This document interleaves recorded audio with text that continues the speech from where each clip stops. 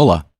Esta semana, o Danilo Tomás falou com a ativista Eliana Souza, fundadora da ONG Redes da Maré, sobre o contexto político e social do complexo das favelas do Rio de Janeiro e a trajetória de Marielle Franco, a vereadora assassinada faz este mês 2 anos. Já depois de termos gravado a entrevista, em fevereiro, o ex-capitão da Polícia Militar Adriano da Nóbrega, suspeito de envolvimento no assassinato de Marielle, foi morto no interior da Bahia, estado do Nordeste brasileiro. Fiquem com a entrevista.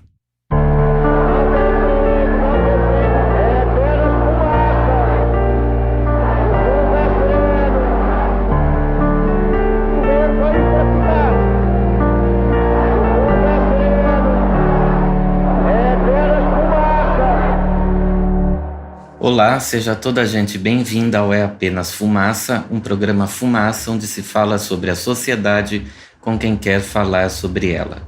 Eu sou o Danilo Tomás e falo aqui do Rio de Janeiro com Eliana Souza Silva, ativista social e doutora em serviço social pela Pontifícia Universidade Católica do Rio de Janeiro. Filha de pai e mãe paraibanos, Eliana cresceu na Nova Holanda, uma das 16 favelas que formam o conjunto chamado Complexo da Maré, para onde se mudou aos 7 anos de idade. No Complexo da Maré vivia também a vereadora Marielle Franco, morta em 14 de março de 2018. Desde muito jovem, Eliana se engajou em lutas e mobilizações da comunidade. Na década de 90, fundou algumas organizações, sendo uma delas a Redes da Maré, uma das principais instituições locais e referência nacional entre organizações não governamentais que atuam em espaços populares.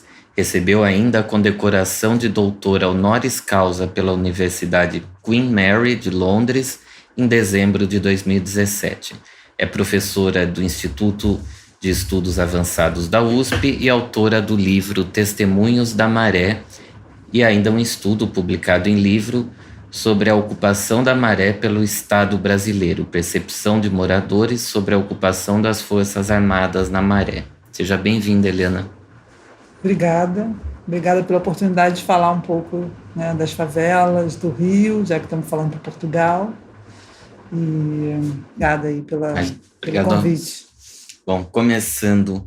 Eliana, em março de 2019, o Ministério Público prendeu o policial militar reformado Rony Lessa, apontado como autor dos 14 disparos que mataram a vereadora Marielle Franco e o motorista Anderson Gomes, e prendeu também o ex-PM Elcio Queiroz, apontado como motorista do veículo de Rony Lessa. O ex-PM Rony Lessa vivia em uma casa próxima à do presidente Jair Bolsonaro, em um condomínio na Barra da Tijuca, onde guardava 117 fuzis.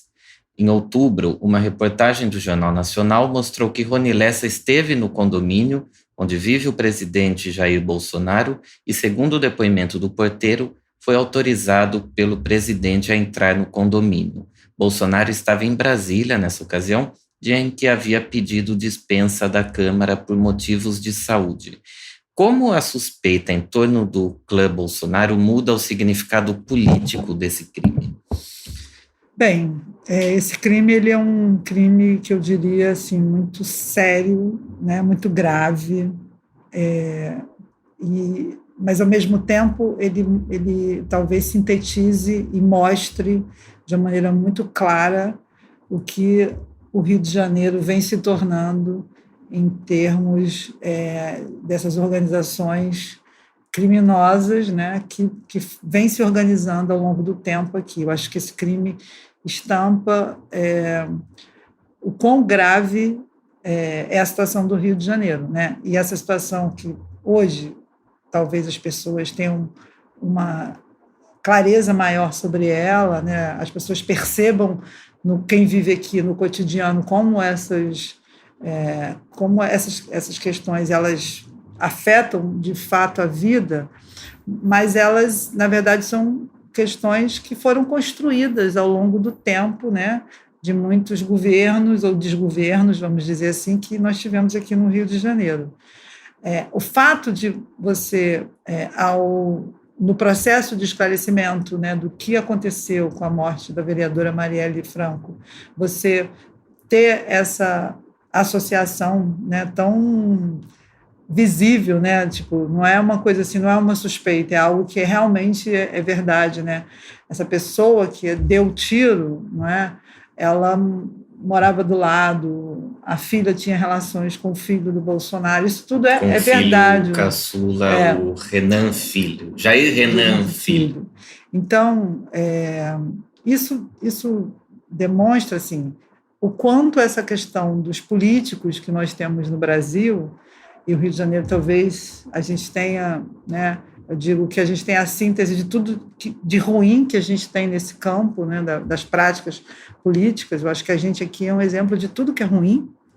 A gente precisa entender, inclusive, isso, né, porque essa concentração aqui no Rio de Janeiro, o fato de isso ficar claro demonstra exatamente essa questão de que a política, né, a questão de questões assim, estratégicas, problemas históricos do Rio de Janeiro, como a questão do direito à segurança pública, né, a segurança pública do Estado e, assim, das cidades desse Estado, como isso é algo vulnerável, como isso é algo tão frágil e como essas coisas estão muito ligadas, como elas estão entrelaçadas, né? A política e as práticas ruins que nós temos nesse campo. Isso fica muito evidente porque esse crime ele começa a ter algum tipo de esclarecimento somente no momento que essa pessoa se torna presidente do Brasil, né, que os filhos ocupam cargos, né, nas câmaras, no caso, no Senado, na Câmara de Vereador do Rio de Janeiro. Então, assim, é muito grave pensar que uma família, né, primeiro tem essa relação tão próxima com esse crime bárbaro e que explica muito do que a gente vem vivendo aqui, né? A gente está falando justamente de como esses grupos criminosos foram surgindo, principalmente a milícia, e isso estampa um pouco essa questão do Brasil muito séria, que é uma falta de ética e de clareza do papel de um político, né, de uma pessoa que está numa função pública, né, de como essas coisas elas estão imbricadas e como elas sugerem coisas muito ruins, assim, do ponto de vista disso tudo que eu estou falando aqui. A figura da Marielle hoje, ela estampa vários muros em várias cidades do Brasil e essa mesma figura acabou se tornando muito simbólica para a esquerda, sim, ao ponto de um deputado bolsonarista, Rodrigo Amorim, que pretende ser candidato a prefeito aqui no Rio de Janeiro, ao ponto dele quebrar uma placa em homenagem a Marielle. O que a figura da Marielle representa dentro da Maré e o que a falta de resposta para esse crime representa também para a população da Maré em termos políticos e de cidadania? Uhum. Então, a Marielle ela foi formada, né? Acho que tem uma questão assim que eu acho que é anterior, que a Maré é um maior conjunto de favelas no Rio de Janeiro, moram 140 mil pessoas, é uma região que, do ponto de vista populacional, ela é maior que 96,4% das cidades brasileiras. Então, é uma favela que, na verdade, ela foi se constituindo no processo de construção da própria cidade do Rio de Janeiro, né, com muitos ou alguns programas habitacionais que foram feitos, e por ser uma região que havia espaço, o governo construiu de 6 favelas originárias mais 10. A Marielle veio nesse processo de formação dessas comunidades, morar numa dessas favelas, que é o Conjunto Esperança, e ela, na verdade, ela é fruto de uma geração que, dentro dessas favelas, foram assim, atingidas pelos movimentos sociais que ali existiam, né? Eu fui presidente da Associação de Moradores da Nova Holanda na década de 80, onde a gente tinha somente 6 associações de moradores, porque só eram 6 favelas, e houve todo um processo nesse período da década de 80, até porque foi o final da ditadura no Brasil, né? A gente pôde eleger governadores, tal. E foi um processo assim, de muita efervescência, os movimentos sociais que tinham, né? Então, na época, eu tinha 22 anos, fui eleita presidente da comunidade que eu fazia parte, e lá a gente, enfim, plantou muitas coisas que geraram, inclusive, esse movimento forte na década de 90, de ter várias organizações que partiram desse processo de luta da década de 80. A Marielle é fruto disso tudo, porque ela inicia o processo dela, eu diria, desde a Igreja Católica, de onde nós todos participávamos, né? Então, a mãe dela, a minha mãe, enfim, tinha um movimento muito forte da Igreja Católica, que trabalhava uma questão de um movimento de base, né? Isso era muito forte também no Brasil nesse período, e ela se insere no pré-vestibular que eu ajudei a construir, que foi em 1996, primeiro projeto de ideia de acesso à universidade, trabalhar o direito ao acesso à universidade, que é algo muito pouco significativo no Brasil na década de 90, que melhorou ao longo do tempo, mas ainda é muito insignificante do ponto de vista do que pode atingir principalmente as pessoas de origem popular. Então, ela fez parte desse processo, enfim, ela foi aluna, ela entrou para a universidade, para a PUC do Rio, fez sociologia, depois ela trabalhou conosco em vários projetos sociais. Ela sempre foi uma pessoa muito ativa, muito ambiciosa, no sentido de querer realmente fazer alguma coisa, ser uma liderança, né, propositiva. E, então, ela simboliza, talvez, e sintetiza, né, todo esse processo que nós vivemos. Então, ela é fruto de um trabalho que foi gestado de muito tempo, e como a Marielle, a gente tem outras pessoas que foram buscar caminhos para estar justamente enfrentando uma questão que para nós, né, que para o nosso trabalho sempre foi a questão que nos mobilizou, que é pensar como as favelas da Maré, elas são reconhecidas no seu direito de existir na cidade, né? Eu sempre digo, a Maré não é parte da cidade, ela é a cidade. A cidade do Rio de Janeiro, ela é o que é porque tem um conjunto de bairros e de localidades que são diferentes.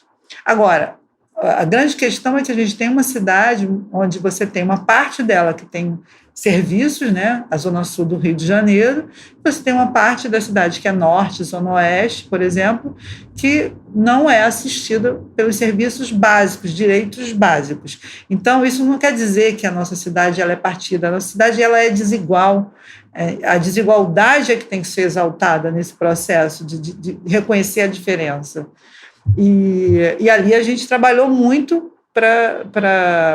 e trabalha até hoje, justamente nessa perspectiva de pensar como a gente possibilita novas narrativas, como a gente influencia no poder público que os direitos realmente se estabeleçam. Então, a Marielle escolheu o caminho, né, político, né, de se eleger uma parlamentar, uma pessoa pública, para lutar pelos direitos da população, inclusive, de onde ela vinha, né? De onde ela se constituiu. Então, esse é o símbolo que eu acho que é o mais importante de ser colocado, e ela estava num processo de ascensão, porque a Marielle tinha 1 ano e 2 meses quando ela foi assassinada, né? 1 ano e 2 meses de mandato, né? De mandato. Então, é muito pouco do ponto de vista dessa construção do que ela poderia fazer, né? Eu até escrevi um texto que saiu no Globo no período que ela morreu, que fala disso, né? Que, assim, ela era uma pessoa que tinha uma trajetória que anunciava uma outra possibilidade, e isso foi assassinada, essa possibilidade, entende? Então, eu acho que ela é isso, e ela é também fruto da trajetória dela, de como ela chegou até a questão de ser vereadora, porque a Marielle, antes de fazer essa escolha, ela participou do mandato do Marcelo Freixo, né? Na Assembleia Legislativa, ele era deputado estadual na época. Ela foi uma das pessoas que coordenou a Comissão de Direitos Humanos. Então, durante 10 anos, a Marielle entrou em contato com toda a violação de direito que acontecia no Rio e que chegava ali. Foi um período também de muita de de muito chamado para que as pessoas fossem denunciar, né, fossem registrar essas violações de direitos. Então, acho que ela criou uma rede em torno dela e ela teve um aprendizado nesse processo que fez ela fazer uma escolha, né, uma escolha por atuar no parlamento e tentar mudar um lugar que deveria ser o lugar enfim, de reconhecer a necessidade de as leis estarem próximas das pessoas que mais necessitam. Então, eu vejo muito essa perspectiva que eu acho que ela estava vislumbrando como uma política que tinha essa origem e que tinha essa clareza da necessidade da gente ocupar esses espaços de poder para fazer a mudança que a gente acredita, entendeu? A Marielle, em 2000, nas eleições de 2016, a Marielle teve mais votos nas zonas eleitorais do Cosme Velho e Laranjeiras, aqui na zona sul da cidade, do que no Complexo da Maré. A vereadora teve ainda um ótimo desempenho em zonas eleitorais como a do Jardim Botânico, da Lagoa e de Botafogo e Urca, também localizadas na zona sul. O que explica o desempenho da Marielle ser superior em áreas ricas da cidade do que na sua própria comunidade? E se você acredita que isso é um sintoma de uma esquerda que se afastou das classes populares? Eu penso que essa é uma questão muito séria, estratégica, inclusive para fazer mudanças. Sim. Onde realmente as pessoas mais pobres elas estejam incluídas, né, de fato, como protagonistas de mudança, né, porque é isso. É muito difícil, nas áreas de favela e periferia, vencer algo que é histórico, que é a manipulação política que existe em torno da pobreza e das péssimas condições de vida que essas pessoas vivem. A gente vive no Rio de Janeiro, nas grandes cidades, assim, uma lógica política, né? Isso não é uma coisa do Rio, mas do Brasil, em que há uma manipulação muito grande nas áreas onde os direitos não estão estabelecidos. Então, muitas pessoas que moram na favela, elas não compreendem que deveríamos cobrar do governo, que se elegeu, direitos para que a gente não tenha que um vereador ou um deputado estadual ou federal, o papel desses poderes não é o papel executivo, é o papel de fazer leis. Mas aqui no Brasil você tem um vereador que tem ali um curral eleitoral, né? Muitas vezes ele estabelece relações muitas vezes não são éticas, relações em que ele paga para ter, enfim, pessoas que estão ali fazendo a campanha dele, estão se beneficiando de algum modo. Tem políticos que, na Maré tem políticos que dão peixe, cortam cabelo, entende? Isso existe ainda hoje? Isso existe ainda. Se você for em algumas favelas da Maré, você tem isso ainda. Então, assim, está muito distante do povo ainda o entendimento de que esse voto que ele dá pode se relacionar a uma mudança concreta, entende? Então, isso é algo que a gente tem que trabalhar muito tempo ainda para essa relação acontecer. Agora, Eliana, uma vez eu entrevistei o Facundo Guerra, que é empresário e fez um doutorado pela PUC de São Paulo sobre o voto nas favelas. Ele me disse que não existe voto secreto nas favelas. Isso é verdade? No sentido de que as pessoas são manipuladas e elas sabem. Tem a ver com isso que eu estou falando, tá? Mas se você for olhar historicamente os votos na Maré, você vai ver que isso vem mudando. Porque com toda a questão, né, de haver uma manipulação que é estrutural, que é difícil, porque além disso você tem redes ilícitas e criminosas que definem muitas vezes, regulam, né, esses territórios de favela e muitas vezes há sim determinação para que determinados políticos não entrem, só alguns políticos entrem.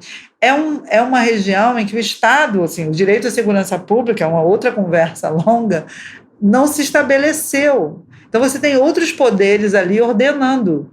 Então, assim, como pode um lugar que qualquer candidato não possa entrar e apresentar o seu projeto político para uma candidatura, entende?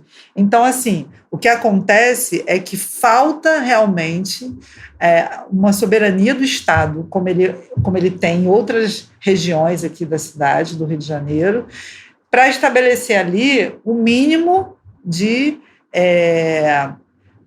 questões que estejam no campo republicano, no campo, sabe, de as pessoas poderem escolher. Muitas vezes as pessoas nem conhecem essas diferenças de partidos, as propostas diferenciadas, essa coisa de esquerda e direita. De fato, há uma manipulação. De fato, muitos candidatos saem com um número X de votos de lá, e isso já está pré-determinado pelo tipo de manipulação que aconteceu. Esse exemplo da Marielle, ela é muito interessante porque mostra isso, que a morte da Marielle, muitas pessoas vieram conhecer a Marielle na morte dela, inclusive pessoas que moravam na Maré. Porque assim, as pessoas também têm a ideia de que a Maré é uma comunidade, mas não é uma comunidade, são marés. São 16 favelas com histórias muito diferentes. Se tornou Maré por conta de um decreto da prefeitura, entende? Que, de uma maneira artificial, juntou favelas, que muitas vezes os moradores não têm identidade entre si, entende? Que existe muito estereótipo e preconceito mesmo dentro dali dos moradores. Então, assim, tem questões muito complexas, se você for olhar mesmo esse fenômeno. A gente tem um outro candidato lá na Maré, que já se candidatou, sei lá, umas 4 ou 5 vezes, né? Ele, por exemplo, é um cara que é empresário lá, um pequeno empresário dentro da Maré, tem relações com políticos, então se beneficia de políticos, e ele não conseguiu se eleger, entende?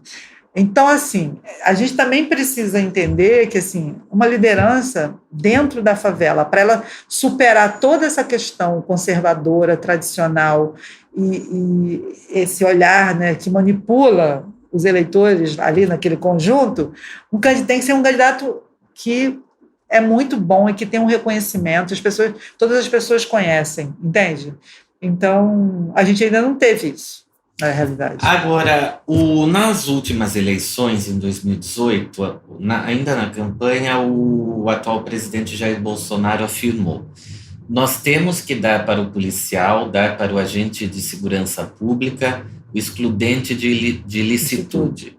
Ele entra, resolve o problema, se matar 10, 15 ou 20, com 10, 15, 30 tiros cada um, tem que ser condecorado, não processado. E o atual governador Wilson Witzel, aqui do Rio de Janeiro, afirmou: a polícia vai mirar na cabecinha e fogo. Esses dois políticos tiveram, na zona eleitoral da Maré, respectivamente, 65,47% dos votos válidos no segundo turno, e o Wilson Witzel teve 50,96%. Você acha que essa votação está ligada a essa manipulação que você falou, ou tem também uma conjuntura de mal-estar com a esquerda em virtude da recessão do governo Dilma, os problemas aqui do PMDB aqui do Rio, que praticamente todos os ex-governadores do Rio estão presos, né? Na verdade, eu acho que tem as duas coisas. Eu acho que tem uma desilusão em relação ao processo que foi todo esse desgaste, né, do Partido dos Trabalhadores, e é óbvio que tem uma manipulação também em torno disso, né? Então, foi construída realmente uma imagem que foi assim, amplificada e superestimada de todos os problemas que aconteceram. Aconteceram problemas mesmo, mas assim, houve toda uma manipulação, aí eu diria, da mídia em torno do que se tornou essa opção à esquerda que a gente tinha, e muitas pessoas tinham expectativas e esperanças reais de mudança. Assim, houve uma construção, na minha visão, de uma impossibilidade, né, e tipo, uma traição, tudo que aconteceu em relação, principalmente ao PT. Então, acho que teve isso, sim, tem uma camada ali que realmente reflete a partir do senso comum e do que está aí, mas esse ponto da manipulação dos políticos em relação ao que eles oferecem também é muito grande, né? Esse período eleitoral, por exemplo, esses candidatos majoritários, né, eles vão para dentro das favelas, eles articulam pessoas que eles consideram lideranças, muitas delas religiosas, eu conheço algumas que são tipo pessoas muito influentes dentro da favela, que estão nesse lugar de religioso, né? E essas pessoas recebem, de fato, dinheiro para fazer campanha. Eles trabalham diariamente essas pessoas, entende? Então, é claro que isso influencia, porque a esquerda não faz isso. A esquerda não consegue ter essa capilaridade, não consegue ter esse pé no chão de ir lá e se contrapor, entendeu? A isso. Então, assim, é muito difícil uma pessoa que minimamente não consegue fazer, enfim, ter uma reflexão sobre o momento que a gente vive, não consegue ter uma visão crítica sobre o que ela ouve ali na televisão, nos jornais, né, nos telejornais. Se ela não consegue fazer isso, alguém chega que ela conhece, que é bacana, que é da comunidade dela, diz, pô, esse candidato é legal, ele vai fazer, sem dúvida, as pessoas vão votar. Então, eu acho que passa ainda muito por esse aspecto, entende? E, óbvio, pelo fenômeno que aconteceu no Brasil, não foi só no Rio, né? De como as pessoas... Foi uma onda que aconteceu, a gente tem que entender essa onda. E no caso do Rio, esse governador que foi eleito, ele era desconhecido totalmente. Ele realmente surfou nessa onda do Bolsonaro e ele se elegeu nesse vácuo aí, nesse ato que a gente E agora teve. ele tenta se colocar a parte do Bolsonaro. Eu não entendo, assim, porque é meio suicida essa estratégia dele, porque, enfim, eu acho que dificilmente ele consegue, com as ações que ele tem, eu acho que essa questão também é muito relevante, uma região onde você tem números muito elevados de homicídios, como é o caso das favelas da Maré. A gente tem um projeto chamado De Olho na Maré. A Rede da Maré tem esse projeto em que a gente monitora os confrontos armados que acontecem desde 2016. A gente, justamente porque esses crimes eles aconteciam e eles não eram esclarecidos, porque faltava prova, porque faltava registro, a gente começou a pensar como é que a gente poderia construir um processo de identificar o que acontecia de fato quando a polícia entrava, o que acontecia de fato quando as redes ilícitas e criminosas elas se confrontavam e o morador no meio disso tudo. E a gente vê, por exemplo, em 2017 nós tivemos 41 homicídios dentro das favelas da Maré. Né? 2018 diminuiu porque nós conseguimos uma ação civil pública que ordenava, né, que o juiz exigia que houvesse um ordenamento da operação policial para ter, enfim, coisas que na cidade, em outras partes da cidade... O que precisava era essa ação civil pública, você tinha me falado dela quando a gente se falou, que delimitava o raio de ação dos policiais nas operações da favela. Isso, além disso, ela exigia nada demais. Ela só exigia que a lei que vale para qualquer parte do estado ou da cidade valesse também dentro da Maré, das favelas da Maré, que era o seguinte: o policial tinha que estar identificado. No momento da operação policial, deveria ter uma ambulância, porque se tivesse algum confronto, você teria como socorrer. No momento, os policiais que estivessem na operação, eles tinham que estar todos identificados. Os policiais entram sem nenhuma identificação. Que as casas não fossem invadidas. Eles invadem as casas dos moradores sem mandado judicial. Então, assim, a gente entrou, olha o que surreal, a gente entrou na justiça para pedir que a lei que vale em qualquer parte da cidade, né, do Brasil, valesse também para as favelas da Maré. Então, assim, é uma ação que está em processo, né, e que, em 2018, a gente conseguiu baixar o número de homicídios.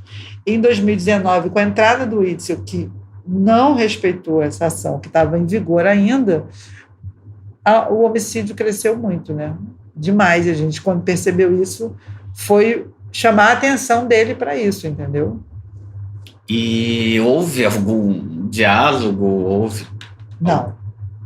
Nós não tivemos nenhum diálogo direto, porque quando a gente começou a chamar a atenção porque ele anunciou que ele ia matar quem ele encontrasse pela frente com a arma, ele criou um ambiente de terror muito grande. Então, quando as operações policiais começaram a acontecer nas favelas da Maré, a partir do governo dele, a gente começou a ver que realmente ele ia colocar na prática aquilo que ele tinha dito. E a gente começou a chamar a atenção disso através da Defensoria Pública. E o que ele fez? Ele é um juiz, que agora é governador, né?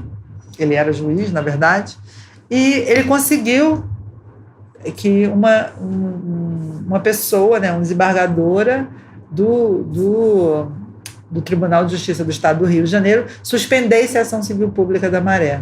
Porque era o único instrumento jurídico que ele tinha na cidade que impedia dele agir da maneira que ele formulava e pensava. Nós fizemos, quando a ação foi suspensa, nós tivemos um número de operação policial muito grande, mas, ao mesmo tempo, em 45 dias, a gente podia recorrer. Então, a Defensoria Pública, que é quem representa essa ação, que é quem pode representar, entrou com argumentos mostrando que a letalidade tinha diminuído muito entre 2017 e 2018, no momento em que a ação estava sendo cumprida. E fizemos o movimento das Cartas da Maré, que era justamente... A gente pediu aos moradores, e aí a maioria foi criança, que escreveu o que elas viviam, o que elas sentiam. De quem veio essa ideia?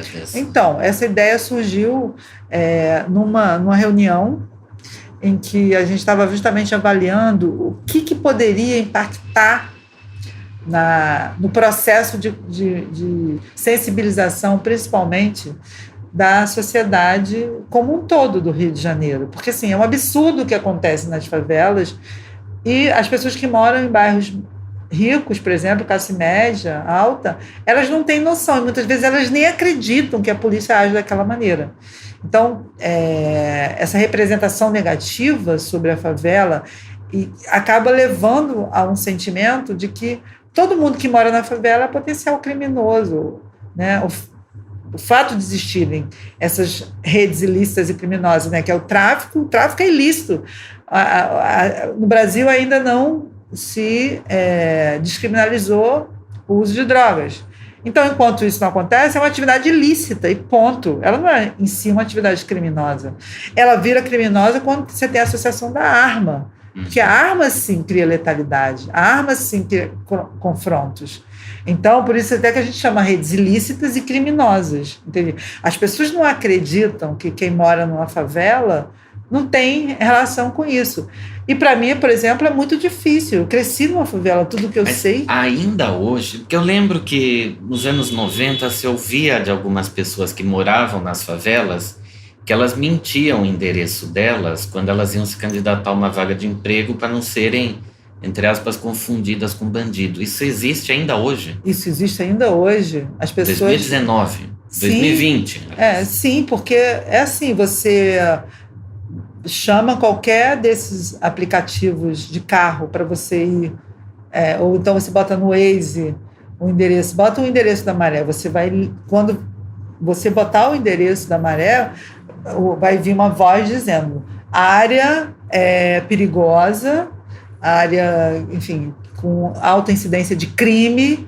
Então, você imagina você morar num lugar que todo mundo, quando ouve falar dele, só fala de uma maneira negativa, fala de uma maneira, sabe, em que todo mundo ali é criminoso, né? Porque, assim, dizer, ir para a Maré você vai se envolver com pessoas que estão numa área de crime, que moram ali, então também é criminoso. Assim. Essa é a visão que acaba criando em relação a essas populações.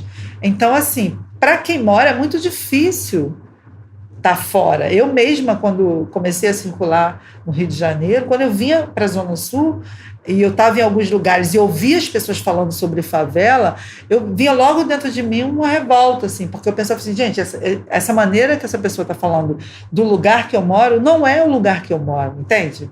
Então, assim, essa separação ela é muito importante ser feita, entende? E é por isso que a gente trabalha muito para dizer que, sim, o problema não está na existência desses grupos lá. Esses grupos existem porque o Estado não considera que aquelas pessoas que moram lá, e você imagina, no caso da Maré, são 140 mil pessoas. Essas pessoas, é como se essas pessoas não têm direito à segurança pública. O Estado não deveria pensar como é que eu vou fazer para separar essas redes ilícitas e criminosas e garantir que as crianças que moram na Maré, que os moradores, que os trabalhadores tenham direito à segurança pública e seja ordenado do mesmo jeito que a gente ordena em outros bairros ricos, entendeu? Então, assim, é criminoso esse pensamento. Esse pensamento é que é criminoso, entendeu? Então, o que a gente busca nessa ação e está nesse enfrentamento com o governo do Estado é no sentido de que ele não pode agir de uma maneira arbitrária, entende? Falando que vai enfrentar uma coisa que, na realidade, ele não está enfrentando, que é a questão estrutural das redes ilícitas e criminosas que existem, né? Inclusive a milícia. A gente tem duas... Pois é, eu queria entrar nessa questão, porque, desculpa te interromper, mas porque historicamente as favelas do Rio estavam na mão do tráfico. Na favela da Maré você tem tanto o Comando Vermelho quanto o Terceiro Comando, correto? Uhum. E agora você tem as milícias também tentando invadir aquele espaço? Não, agora não. A milícia já está estabelecida. Então explica assim para a gente o que é milícia e como que ela se estabeleceu ali dentro da Maré. Então, a Maré, o conjunto de favelas da Maré, melhor dizendo, a gente já teve, talvez, instalado dentro.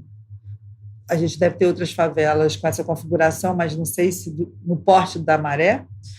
Todos os grupos de redes ilícitas e criminosas que nós temos no Rio de Janeiro, eles já conviveram ao mesmo tempo na Maré. Então, a gente tem hoje Terceiro Comando puro, né? Terceiro Comando, Comando Vermelho e tem milícia. E nós já tivemos o quarto, que é os Amigos dos Amigos.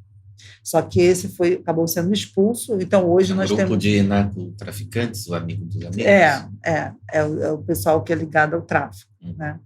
Então, eles foram expulsos, mas hoje você tem 3, vamos dizer assim, grupos criminosos que atuam dentro da Maré. Por isso que, assim, quando fala Maré, não é a mesma coisa nem nesse aspecto da configuração em relação às violências que acontecem. É diferente os padrões de violência que nós temos, onde tem o Comando Vermelho, onde tem o Terceiro Comando e onde tem milícia. Então, a milícia já se estabeleceu em Ramos, que é uma das favelas, Praia de Ramos, e Roquete Pinto. A milícia está em 2 favelas. Já está lá há muito tempo. Eles expulsaram o tráfico de lá. Não é de agora, tá? É lá anos 2000, início dos anos 2000. Qual a diferença entre a milícia e essas redes assim ilícitas e criminosas, né, em torno do tráfico de drogas? Primeiro, assim, a milícia era formada por ex-policiais, por pessoas que já estiveram nas estruturas do Estado, bombeiro, polícia, enfim. Então, isso é uma coisa. Estiveram e alguns até estão. Tem policiais que estão na ativa e fazem um trabalho por fora ligado a algum tipo de milícia. Como é que eles atuam? Eles atuam nessa...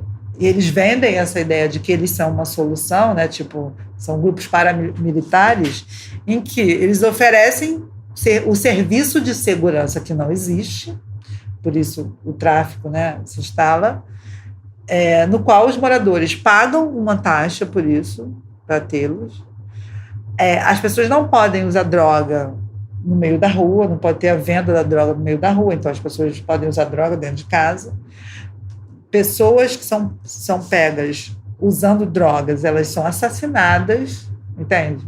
Pelo uso. Pelo uso. Entende? Você não pode usar. Tipo assim, é uma coisa bem moralista mesmo. E fora disso, você tem os serviços, então, tem serviço de internet, de televisão a cabo, venda de gás, transporte alternativo, todas essas coisas, esses serviços dentro da comunidade passam a ser regulados pela milícia, entende? Então, um botijão de gás que é vendido a R$80, sei lá, R$10 ou R$20 vai para a milícia, não sei os valores exatos. Então, assim, é uma coisa muito grave, porque qualquer pessoa que fuja ou questione qualquer conduta, né, a partir do que eles se organizam, essas pessoas são eliminadas, entende? Você não tem esses confrontos que você tem onde tem a rede ilícita e criminosa, mas você tem uma maneira silenciosa, vamos dizer assim, de cometer crimes e de ocupar um espaço que o Estado que deveria estar regulando. Isso é muito grave, porque essa ideia de que o tráfico regula a comunidade, regula e vem regulando cada vez mais, porque também a milícia vem fazendo isso, e isso acaba sendo generalizado também para esses outros grupos. Mas era muito diferente a maneira que a coisa era regulada. Mas a maneira da milícia operar está mudando a forma do tráfico operar? Um pouco, sim. Porque hoje tem lugares em que o tráfico também regula transporte.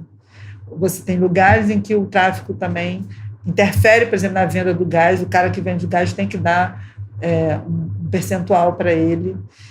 E o que é grave nisso tudo, né? Quando a milícia apareceu e o deputado Marcelo Freixo fez um relatório, né? Foi a pessoa que organizou e chamou a atenção para essa questão que no Rio de Janeiro estava virando já comum. E com o apoio da Marielle, né, o trabalho. Exatamente. A Marielle fez parte desse processo, entendeu? Por isso que eu digo, o trabalho dela vem de muito antes, inclusive, dessa questão. Acho que ela ter esses votos tem esse reconhecimento. Assim, ela estava junto nesse processo do gabinete do Marcelo Freixo. E aí, ele chamou a atenção e muitas investigações foram abertas a partir desse relatório que ele fez e muitas pessoas foram presas, entende? Então, ali se abria uma possibilidade de ver e chamar a atenção para uma coisa estratégica, grave que estava acontecendo no Estado. Hoje a gente tem, de 162 bairros do Rio de Janeiro, 50 bairros têm milícia, 51, entende? Isso é muito grave, se você for pensar em termos da cidade. E se você for colocar que em outros bairros você tem tráfico, você for olhar isso numericamente, até uma coisa que eu quero olhar, de 162 bairros, quantos bairros não tem tráfico ou milícia no Rio de Janeiro, instalado com essa capacidade bélica que a gente vê hoje? É muito grave, né? E falando ainda nesse assunto, em janeiro do ano passado, uma ação do Ministério Público do Rio de Janeiro prendeu parte dos integrantes do Escritório do Crime, uma falange ligada à milícia de Rio das Pedras. Na ocasião, eu estive em Rio das Pedras e conversei com um morador local e uma moradora da Cidade de Deus, que é uma favela dominada pelo tráfico. O morador de Rio das Pedras dizia preferir viver sob a milícia, porque na milícia não existe, por exemplo, arma na rua. E há essa restrição que você falou ao consumo de drogas. A moradora de Cidade de Deus afirmou que ela prefere viver sob o tráfico por achar miliciano uma gente horrível. Eu queria saber de você, o que resta para uma população quando as alternativas são o tráfico ou a milícia? Então, deveria restar, né, um governo que realmente pudesse garantir uma cidadania, um espaço de direito à segurança pública fora desses elementos. É como se a gente, no Rio de Janeiro, não tivesse escolha. É como se essas relações criminosas aí que existem, esses grupos criminosos, fizessem parte da nossa cultura, né? Como se eles fossem algo que está inerente à vida no Rio de Janeiro. A gente tem que desnaturalizar isso. Então, assim, tanto a moradora de Cidade de Deus está errada, quanto o morador de Rio das Pedras. Porque, assim, lá também a gente faz pesquisa nas favelas da Maré, e nas favelas que tem milícias, os moradores, eles se colocam dessa maneira também. Porque, assim, primeiro, só que a gente vem aprofundando e a gente vem percebendo que eles têm medo de falar. Sim. Entende? Porque quando diz que é melhor do que o tráfico, porque não tem arma, claro que ninguém quer ver arma na rua, entendeu? Claro que ninguém quer ver ponto de drogas vendendo na rua, que isso associa a uma disputa que gera confronto, que gera letalidade. A letalidade eu acho que é a coisa mais grave. O tráfico de armas é uma coisa muito grave, e a gente se fala muito de tráfico de drogas e fala-se pouco de tráfico de armas, entende? Essas armas não nasceram nas favelas, elas são plantadas. E uma parte delas é justamente por desvio, corrupção de policiais, de pessoas que estão nas estruturas do Estado, entende? No aparato da segurança pública ou mesmo o aparato militar que nós temos. Então, assim, é uma estrutura muito perversa, porque o morador se vê entre essas duas coisas e ele nunca teve, na verdade, uma experiência de viver num lugar em que ele está fora desses escopos, sabe, de violência e assim, eu não tenho opção, eu tenho que viver aqui porque eu sou pobre, não tenho casa, vou poder comprar uma casa fora disso aqui, então eu tenho que viver com isso. E o problema é que o restante da cidade naturaliza isso, entendeu? Isso não pode ser naturalizado, e a outra opção é essa. O governo tem que garantir minimamente cidadania e direito à segurança pública para essas pessoas, para elas saírem desse lugar como se não tivesse outra experiência que elas pudessem viver, entendeu? Para elas é aquilo ou é aquilo, entende? Você acha que esse objetivo hoje está mais de melhoria de vida nas favelas, está mais próximo ou mais distante?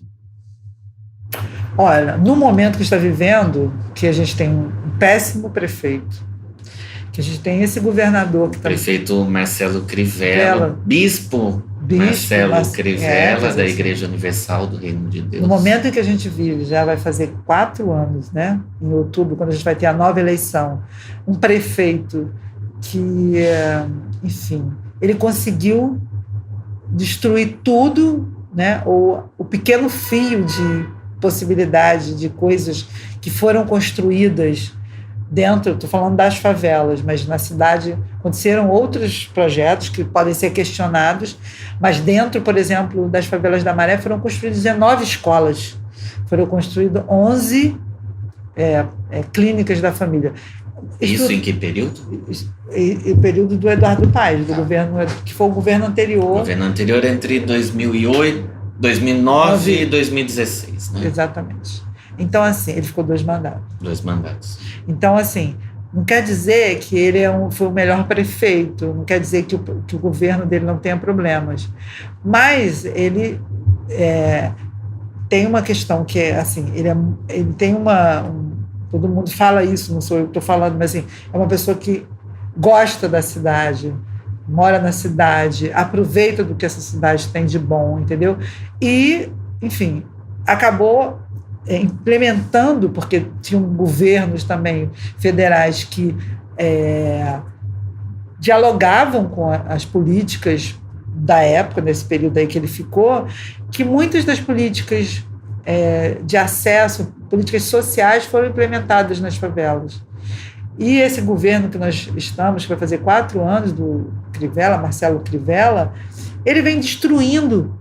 Então você tem escolas que não funcionam e não estabelecem nenhuma relação, não podem estabelecer nenhuma relação de parceria. Então, assim, é uma coisa extremamente controlada. Clínicas da família que não tem médicos, que as pessoas ficam 2, 3 meses sem receber, fechando mesmo, entende? Então, assim, a gente vive um momento do Rio de Janeiro que é um desastre, porque a gente tem isso no município, a gente tem o governo do Itzel, que é uma política que está longe de ser um político que reconhece o direito das pessoas que moram aqui, entendeu? Um cara autoritário, conservador, entendeu? Que tem uma lógica bélica de resolver os problemas, truculento. E você tem um presidente como Bolsonaro que eu acho que dispensa qualquer palavra, porque assim, eu acho que no mundo inteiro hoje as pessoas reconhecem, né, o quão ele é limitado, isso para dizer uma palavra, né, respeitosa, porque, enfim. Então a gente está nessa situação no Rio de Janeiro, que talvez seja o estado do Brasil que está numa situação pior do que todos, porque acaba que todos esses governos influenciam de maneira muito negativa, mas também muito alinhados, porque todos têm essa coisa religiosa muito forte, todos têm uma questão moral muito forte. Então, um ataque muito, né, direto à cultura e à arte, que é um absurdo. Se você for olhar, toda hora a gente tem que estar numa luta, né, como ativista, para garantir que o museu da cidade não feche, para garantir que o Museu da Manhã não feche, para garantir que o Museu Casa Grande, ontem mesmo teve uma manifestação com artistas. Então, todos os dias... Do Teatro Casa Grande. Do Teatro Casa Grande. Todos os dias você tem uma razão para chamar a atenção, para não acabarem com as coisas que a gente lutou e construiu para a cidade, né? Então, assim, é muito triste você pensar que você tem que lutar contra pessoas que foram eleitas, que estão numa função pública. Você tem que lutar para que elas fiquem a favor das pessoas que a elegeram. É uma contradição muito grande. Liana, em 2019, saiu recentemente, houve 1.810 assassinatos cometidos por policiais no Rio de Janeiro. É o maior número desde o início da série histórica em 98, enquanto o número de assassinatos no estado caiu para o menor nível desde 1991, quando começou essa contagem. Quem a polícia está matando? Então, a polícia... E aí, talvez, esses dados que você dá do estado e você comparando com a cidade do Rio... parece assim, o governador, o Estado vem melhorando os índices de... né, vem diminuindo os índices de letalidade no Estado, de violência no Estado. Mas isso não é real se você pensar que a boa parte desses crimes, historicamente, eles acontecem na cidade do Rio de Janeiro, que é a maior cidade, né, do Estado, e o alvo continua sendo sempre quem foi o alvo. Moradores de favela, homens, negros, né? Numa condição que virou, né, digamos assim, uma representação legitimada de quem é o criminoso, né, quem comete crime. Então, um jovem negro na cidade, circulando na cidade, ele é alvo, entendeu? Ele é alvo na Zona Sul, porque ele não faz parte, né, da população significativa branca que tem na Zona Sul, e dentro da favela ele é alvo porque as operações policiais, quando elas chegam, além de todo mundo se sentir alvo, né, os moradores de uma maneira geral, mas esses jovens, eles estão dentro daquele estereótipo que eles vêm procurar, entendeu? Então, enfim, é muito grave isso, no sentido de que quando é colocado para fora, quando a mídia coloca, é como se ela relativizasse esse processo de uma juventude que vem sendo assassinada, né, de uma maneira brutal e de uma maneira histórica, que não muda, sabe? Só aprofunda esse processo de morte em torno desse estereótipo que se criou de quem é o criminoso no Rio de Janeiro, entendeu? Então, uma pessoa negra é uma pessoa que ela tem muitas chances de morrer no atual quadro em que a gente vive, entendeu? Porque a gente, além de tudo, além de tudo não, assim, o que é estruturante nisso tudo que eu estou falando tem a ver com a questão do racismo, tem a ver com a desigualdade, mas o racismo é algo que estrutura muito o pensamento dessas pessoas. que pensam políticas públicas, estruturam muito o pensamento de uma parte da sociedade que vive sob o privilégio de muitas coisas que acontecem e que, em detrimento de muita gente que não tem esses privilégios.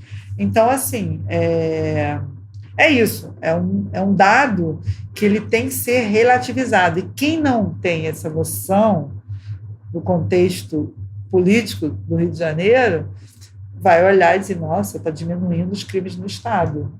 Né? Mas onde estão as favelas? O Rio de Janeiro tem mais de 1.000 favelas, entendeu? E é onde os crimes acontecem, é onde tem essa política de segurança que ele diz fazer, é onde ela se materializa da forma mais perversa, cruel que existe, entende? Ok. Eliana, muito obrigado. Eu sou Danilo Tomás, falei com a Eliana Souza Silva, ativista social da ONG Redes da Maré. Boa tarde.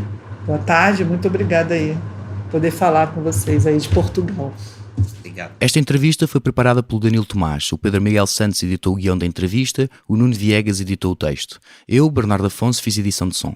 Fazem ainda parte da equipa Fumaça: Ana Freitas, Joana Batista, Frederico Raposo, Maria Almeida, Margarida David Cardoso, Mau Tafes, Sofia Rocha e Tomás Pinho. A música é dos Lotus Fever. Houve mais entrevistas, reportagens ou séries em fumaca.pt, no YouTube, Spotify ou na tua aplicação de podcasts. Queremos fazer do Fumaça o primeiro projeto de jornalismo português totalmente financiado por quem nos ouve, vê e lê. Se queres fazer parte da nossa comunidade, vai a fumaca.pt/contribuir. Até já!